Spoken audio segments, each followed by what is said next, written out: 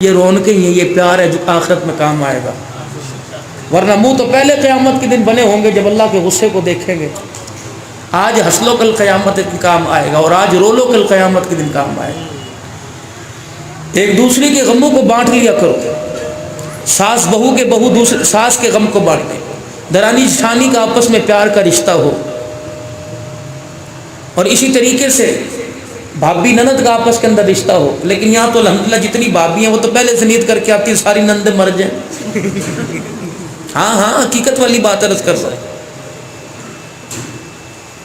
مولوی صاحب ایسا تویز دو کہ میری بچی گھر میں راج کرے، تو اپنے گھر میں کرا لے، دوسرے گھر میں ضرور راج کرانا ہے۔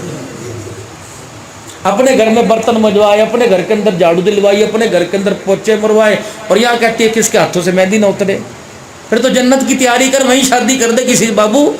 جب دنیا کے اندر یہ نکاح کے بندھن کے اندر جوڑا تو دنیا کے کام کرنے پڑیں گے، اگر کام نہ کروانے ہوتے خدا کی قسم نبی کی بیٹی سیدہ فاطمہ علی کے گھر کا کام نہ کرتی۔ آج تم غریبی کا رونا روتے ہو، مرگی، تمہارے سے بڑی ایک غریب عورت دکھاؤں؟ اللہ اکبر، جو دنیا کی غریب تھی لیکن آخرت کی امیر تھی، سیدہ فاطمہ الزہرا۔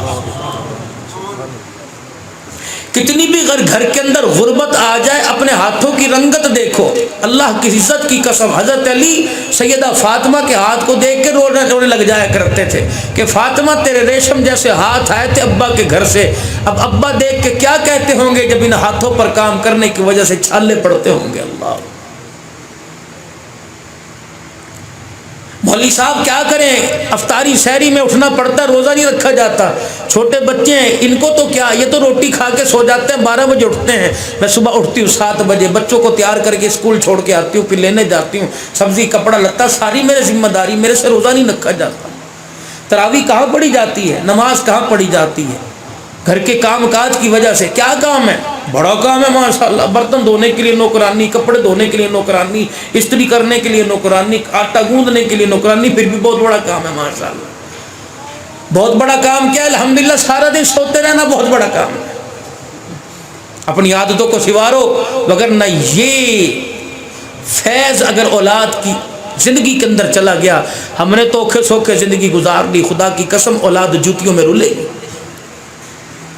اپنی بیٹیوں کی تربیت کرو، اپنی بیٹیوں کو نیرا کالج اور یونیورسٹی کے مت حوالے کرو۔ میری ماں بہنوں، سب سے پہلی تربیت گاہ ماں کی گود ہے، سب سے پہلا اسکول ماں کی گود ہے، اور سب سے پہلا ٹیچر باپ ہے میرا۔ جب باپ نے اپنی نوکری سے استعفیٰ دے دیا اور ماں نے گود والا اسکول اجاڑ کے رکھ دیا، تو پھر میرے عزیزوں کالج اور کلب کے اندر کوئی فرق اس وقت کوئی نہیں میرے۔ اللہ اور رسول کی پہچان ماں کی گود سے ہوتی تھی، انسانیت ماں کے دودھ کی دھاروں سے ملا کرتی تھی، انسان کی غیرت کو اللہ نے ماں کے سینے کے اندر چھپا رکھا ہے۔ نوجوان نسل بیٹھی، میں زیادہ گہرائی کے اندر نہیں جاؤں گا، تم نے تو اپنے بچوں کا حق ادا نہیں کیا، اور تم کہہ رہی تمہارے بچے ہمارا حق ادا کریں۔ تم نے پیدا ہوتے نہ دودھ کے ڈبوں پہ لگایا، خدا نے فرمایا 2 سال تک اسے تین سے لگا کے رکھا۔ تو نے اپنی باڈی بچانے کے لیے اپنے بچوں کو اپنے حق، اس کے حق سے محروم کیا، کیا تو نے اللہ کو جواب نہیں دینا؟ بادام میں، کھوئے میں، گوشت میں، گھی میں، مکھن میں خدا کی قسم وہ طاقت نہیں، وہ فیض نہیں جو اللہ نے تیرے سینے کے اندر فیض رکھا تھا۔ کیا رحمت دو عالم صلی اللہ علیہ وسلم کی مائی نے حضرت حلیمہ کی گود میں نہیں دے دیا؟ ایک ہی بیٹا تھا، وارث کوئی نہیں، جدا نہیں کر دیا۔ ماں کی گود کا فیض بہت اونچا ہوا کرتا ہے۔ فرید الدین گنج شکر کو فیض کہاں سے ملا؟ ماں کی گود سے۔ امام شافعی کو فیض کہاں سے ملا؟ ماں کی گود سے۔ بایزید بستامی کو فیض کہاں سے ملا؟ ماں کی گود سے۔ قطب الدین بختیار کاکی کو فیض کہاں سے ملا؟ 17 سپارے ماں نے پڑھائے، استاد کے پاس چھوڑ کے آئی، استاد جی بیٹے کو قرآن پاک پڑھا دو، فرمایا بیٹے پڑھ۔ 17 جب سپارے سنائے، استاد کہنے لگے جس سے 17 پڑھ کے آئے اس سے پڑھ لے، اپنی ماں کی طرف اشارہ کر کے کہنے لگے استاد جی جس حافظ سے پڑھ کے آئے اسے 17 ہی قرآن کے پارے یاد ہے، اس سے زیادہ یاد کوئی نہیں۔ اگر اسے سارا قرآن آتا تو میری ماں پڑھنے کے لیے تیرے پاس نہ بھیجتی، میں نے 17 سپارے اس ماں سے پڑھے جسے 18واں سپارہ کوئی نہیں آتا۔ اللہ بیٹے کو دودھ پلاتے، کپڑے پہلاتے، نہلاتے، اسے 17 سپارے قرآن کے یاد کرا دیا، اور یہاں تو اماں لوری دے کے سلا رہی ہے مسجد نہ جانا، یہاں تو اماں رات کو کہتی جانا نا، اس کو نہ اٹھاؤ۔ ابھی چھوٹا سا ہے, سارا دن روزہ رکھے گا. بچے اگر روزہ رکھ لے تو ماں روزہ توڑوا دیتی. ہاں ماں کہتی توڑ دے روزہ, کوئی بات نہیں, اس کے لیے تو کوئی بات نہیں. تجھے کیا پتا تیرا بچہ کون سی بڑی سعادت سے محروم ہو گیا. وہ کبھی تمہیں یاد ہے کہ بچوں کو اللہ اکبر روزہ رکھوایا کرتے تھے, پھر بچوں کی روزہ کشائی کروایا کرتے تھے. مسجد سے مولوی صاحب آ کے دعا کیا کرتے تھے, بچہ ہار پہن کے بیٹھا ہوتا تھا, ماں باپ بچے کے لیے دعا کیا کرتے تھے. کتنا آسمان سے رحمت و نور برستی تھی. اب تو ماشاء اللہ بچہ کرکٹ کھیل کے کبھی پیپسی کی بوتل جیت کے آ رہا ہے, اور کبھی جو ہے وہ گیموں کے سب جیت کے آ رہا ہے, اور ماں کہہ رہی بڑا اچھا کارنامہ کر رہا ہے. شرم آنی چاہیے. سارا قصور ٹی وی کا نہیں, سارا قصور میڈیا کا نہیں. جو گھر کے اندر ٹی وی خانہ چل رکھا ہے اس کو بند کرو. زبان کا ٹی وی خانہ, انداز کا ٹی وی خانہ. ایسی گھر کے اندر ذہن سازی ہو رہی ہے, لوریاں دے رہی ہیں. میرا بچہ بڑا ہو کے مجھے کیا دے گا, صدمے دے گا, دکھ دے گا, تکلیفیں دے گا, اگر اسی طرح آپ نے اپنے بچوں کی پرورش کی.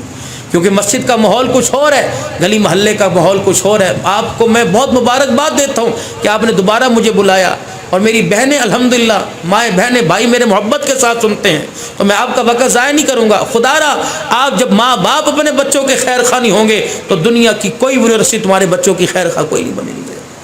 یہ تو سارے فن کے اڈے ہیں, فنون سکھائے جاتے ہیں. کہیں سائنس کا فن ہے, کہیں حساب کا فن ہے, کہیں جو ہے وہ فزکس کا, کیمسٹری کا فن ہے. تربیت تو ماں کی گود کے اندر ہے, علم تو ماں کی گود کے اندر ہے. جسے ماں کی گود سے تربیت نہیں ملی, جسے ماں کی گود سے عمل نہ ملا, کہاں چلی گئی وہ مائیں جو اپنے بچیوں کو چھوٹی سی عمر میں نماز کی پابند کرا دیا کرتی تھی. کہاں چلے گئی وہ باپ وہ مائیں جو اپنے بچوں کو شروع سے نماز کی پابندی کروایا کرتی تھی. ازراہ کرم خدا کے واسطے اپنے گھر پر توجہ دو, اللہ کے واسطے اپنے گھر پر. جتنا افطاری کے دسترخوان کے لیے تم وقت دیتی ہو, اتنا تم اپنے بچوں کو وقت دو, تو ہر گھر کے اندر ولی اللہ پیدا ہونا شروع ہو جائے. ان کے کھانے پکانے کا جتنا احساس ہے, ان کو زندگی کے اندر کامیاب انسان بنانے کا اتنا احساس پیدا ہو جائے, تو ہر گلی کے اندر آپ کو اور مجھے عبد القادر جیلانی رحمۃ اللہ علیہ چلتا نظر آئے. نماز پر کیا ملے گا یہ مائیں بتایا کرتی تھی. حضرت فرید الدین گنج شکر رحمۃ اللہ علیہ کی ماں نے نماز پر کیا بتایا کیا ملتا ہے. جسے تقوی کی پہچان کوئی نہیں, پرہیزگاری کی پہچان کوئی نہیں, للہیت کی پہچان کوئی نہیں, ختم نبوت کی پہچان کوئی نہیں, بچے کو شروع میں عادت ڈال دی نماز پڑھ, خدا شکر کی پڑیا عطا فرمائے گا.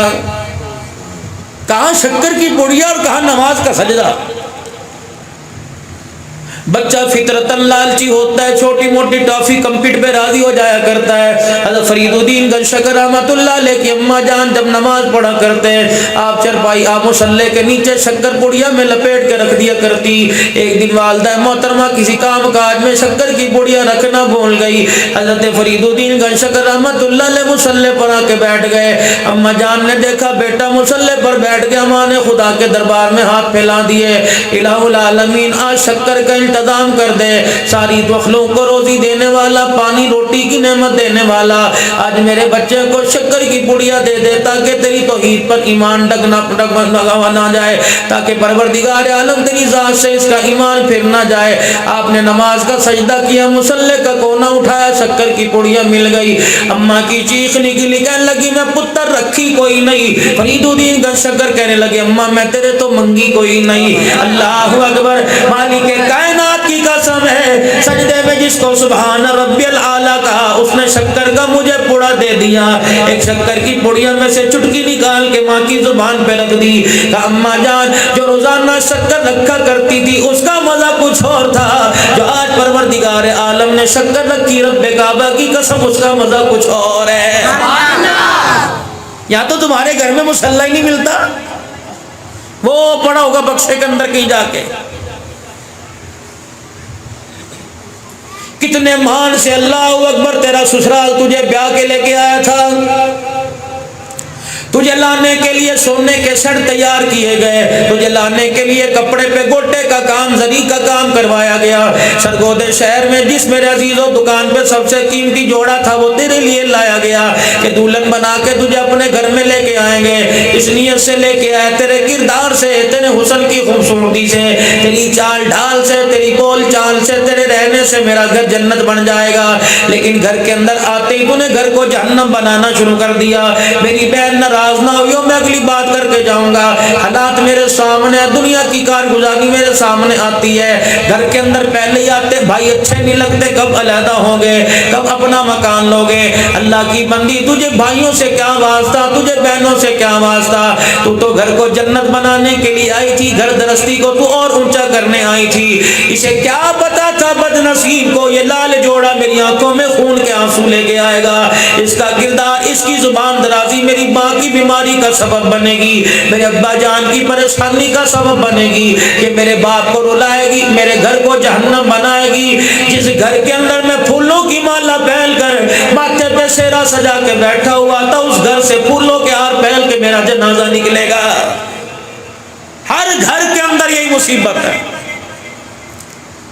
نہیں یقین آتا ایک دوسرے سے خاموشی سے پوچھ کے دیکھ لو، اللہ اکبر، افطاری کے دسترخوان پہ جھگڑا ہے، سحری کے دسترخوان پہ جھگڑا ہے، کب کپڑے لے کے آئے گا، اللہ اکبر، درجن کپڑے سینے سے انکار کر دے گی، بچوں کے کپڑے کب آئیں گے، وہ کہتا اللہ کی بندی کیا کروں، پہلے میں نے قرض لے کے دکان میں مال ڈال رکھا ہے، میں اپنے پر بوجھ ڈالنا نہیں چاہتا۔